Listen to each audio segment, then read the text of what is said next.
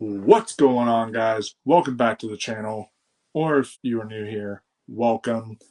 I'm the Wolfman, and today we are continuing with our festival coverage. We are doing day 3 of the festival. I just saw 3 movies from the festival, and I'm going to go through and do quick reviews for each film from the festival. You guys can also see my out of theater reactions that I did as well.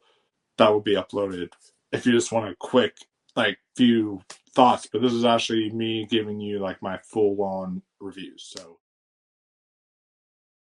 starting with the one I watched first, I'm doing them in watched order. This one is, I'm going to butcher the name, but it is Tautuktavuk, What We See. And pretty much what this is about is it's about these sisters who form this bond over the COVID-19 pandemic. They're trying to reconnect again.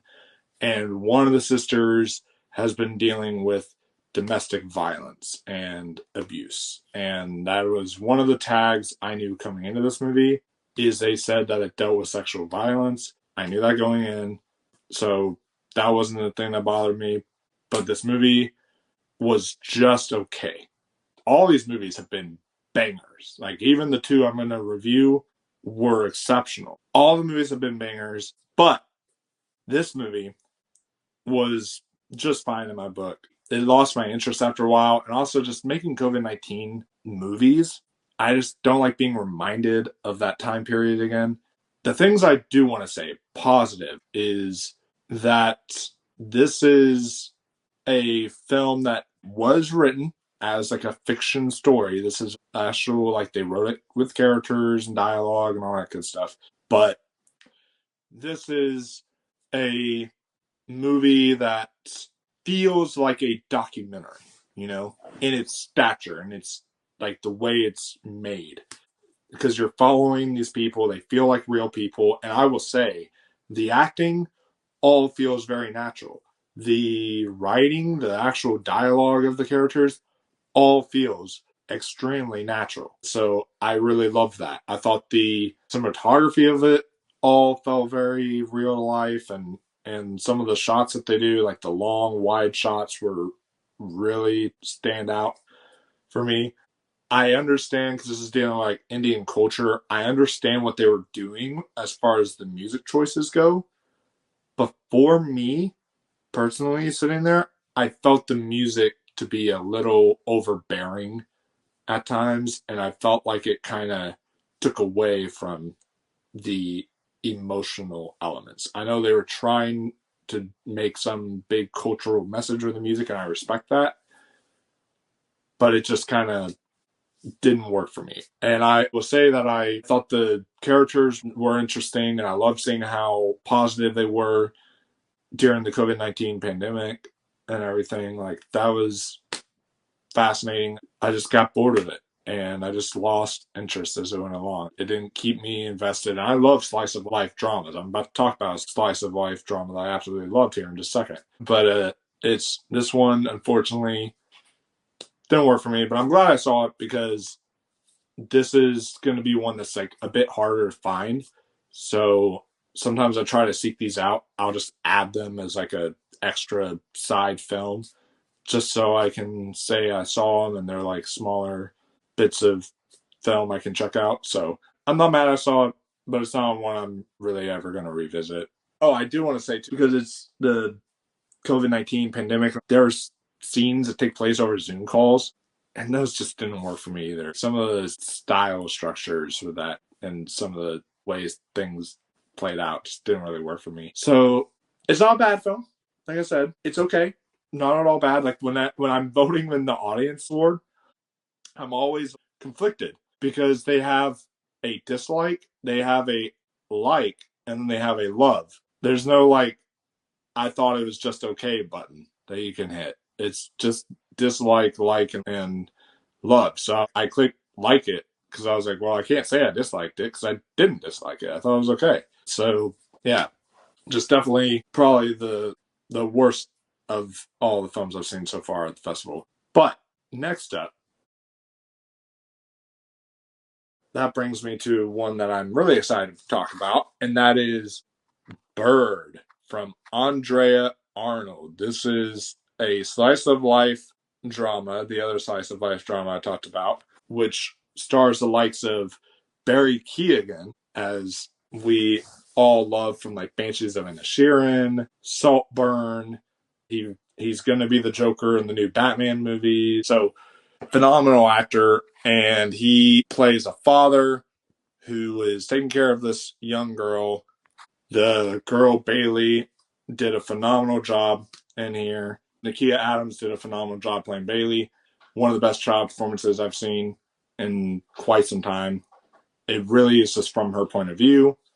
And we travel with her as she comes across this character named Bird, played by Rafal Rakowski, I think is how you say his name. He's a really great actor from Transit and Undine and a few other foreign films I've seen that are all really phenomenal, and he's a great actor in them. So she encounters him, befriends him, and then you find out some little bit of secrets about Bird along the way as she is also just navigating life.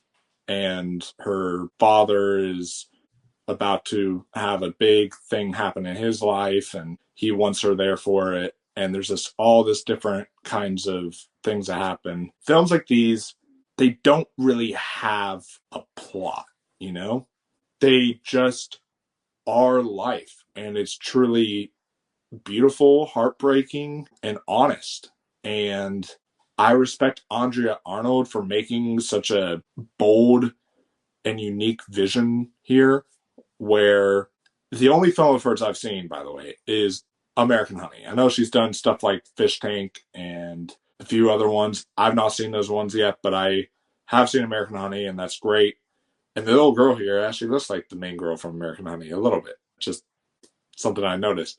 But she does an excellent job creating real situations and real characters. All these characters, like I said with my Nora review, all these characters feel like they were plucked out of real life and put onto the movie screen. This feels like I could just spend hours, beyond hours, with these characters. I would have never gotten bored. It doesn't feel like you're watching a movie. It looks like you're just looking outside of a window into the soul of these people and into the lives of these people. And I thought that was really fascinating. And I was invested the whole way through and captivated the entire way through. And some of the twists and turns really hit you with a gut punch. There's a thing that they do in the third act that is going to not work for everyone. Some people are going to say, like, yo, this just took a weird direction. But it worked completely for me. And I really understood the metaphor they were going with and what they were trying to do. I'm not going to give it away, but once you guys see it, you'll know what I'm talking about. I thought I was excellent. And the cinematography, the use of lighting, the way that they shoot this, it looks almost, the way it's shot, the way the screen is blocked, it looks like a Polaroid in a way, like an old-fashioned Polaroid. It's just so unique. That's all I can really say about it. And I was just blown away by the camera work.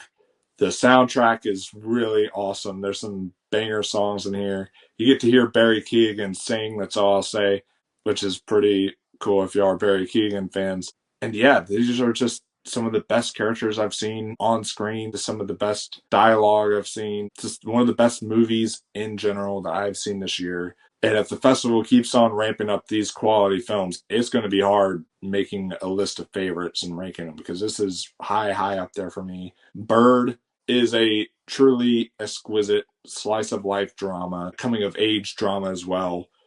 Bird, for a lot of y'all, I don't think it's coming out in theaters until 2025, but it will be getting a theatrical release in 2025, and then it'll be coming to Mubi, the streaming service Mubi, in 2025 as well. So you guys can be on the lookout for that whenever it comes. Trust me, y'all won't want to miss this. If this is your cup of tea, if y'all are fans of Andrea Arnold, then definitely check this one out, because this is honestly a masterpiece. I loved it.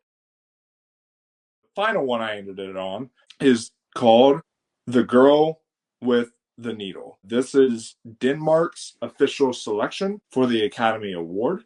And it is about, I think, in 1921. So post World War One, our main character, Caroline's the main character. She is sort of like this seamstress who eventually loses her job as a seamstress. And her husband, she thinks, died in the war. And so she kind of gets jinky with some other guy, that's all I'll say, and ends up getting pregnant, but she doesn't want to keep the baby. So she ends up giving the baby up for adoption to like some foster lady who's supposed to take care of it. And then I guess you could say there's a major twist that happens. All I'll say is this is based on a true case from 1921. I did not know that. So I'm not going to give away anything because I didn't know this was based on true events. I'm telling y'all it's based on true events because there is a story out there if y'all want to look it up. But it's one of those things where I had no idea. So as soon as the movie ends, it said based on true events. And I was like, whoa, what? And I immediately knew I had to like look up what the story was about because it blew me away. Not going to reveal the twist, but there's a decision that is made in the third act of this movie as you're either going to be on board with or you're going to be checked out of the movie completely and just not even want to really continue with the movie. I was like in the middle. It really got to me and I was ready to almost call it quits. But as the movie went on and I realized just what they were doing with the film, it worked. And it definitely, though, surprised me and completely was bleak and dark. I didn't expect them to go to the places they definitely went here. This is one I don't think I can watch again. And this is actually the only film I've seen at the festival where nobody applauded after it was done. The moment it ended, people saw the based on true events thing and they were just shook. Their minds were all over the place. Rightfully so, because man, the swings for it. But the main actress, I don't know her name, but she was from Godland, which was one of my favorite movies of last year, and she was phenomenal in that. She's really phenomenal in this, and all the performances are really excellent. And the cinematography is shot entirely in black and white, so it looks beautiful. Like every frame is like a painting. It is gorgeous to look at, and I could just have kind of kept on looking at each frame of this movie. That's how gorgeous it looked. And then the score is haunting. This feels very like thrillery and horror-like, especially once you understand what the plot is and like the twist that they take with it. It feels very horror movie like with the score, and like it almost sounds like screeching sounds at one point and all that stuff. It was done really, really, really well. So that's the score that definitely stood out for me and was really impactful. And the movie as a whole, like it did its job. Like that's why I'm not mad at the movie. It's just like one of those things where, whew, it was a gut punch of emotion I was not expecting, and it definitely hit hard and hit close to home. And this was just a really well made, well crafted movie that I was invested the entire way through. It's a slow burn, so if y'all are into slow burns, then this one might not be for you, but it's a slow burn that crescendos into a haunting and devastating climax. That is The Girl with the Needle. This is another one that's from Match Factory and Movies, so it'll be coming to movie at some point. Don't know when, but be on the lookout for it. It is Denmark's official selection for the Oscar, and I hope that it can get nominated for the Academy Award because it is truly, truly deserving. So we will see, but I don't know. I don't know if they'll nominate something this bleak and dark. Like I'm telling you guys, I need to watch something happy now after seeing this movie. So that's probably what I'm going to do for bed, even though I have to wake up early tomorrow and drive to Charlottesville again to see more movies. But that'll do it, guys, for these 3 reviews. Let me know down below which one you're most interested in. I would love to hear your thoughts in the comments below. I will see you guys all in day 4. So stay tuned for that. And until next time, stay classy, my friends, and keep on watching those movies.